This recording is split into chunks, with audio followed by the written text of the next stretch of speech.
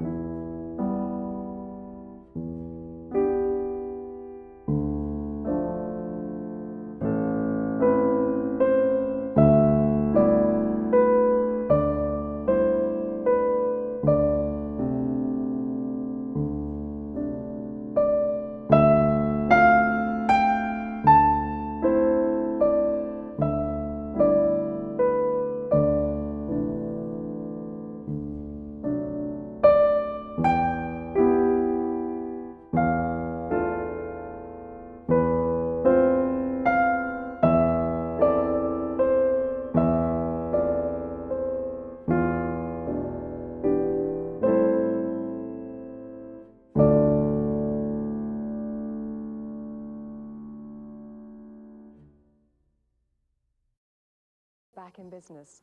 Now, don't you ever wish you could just do something different for a living, wave a wand and just change your job?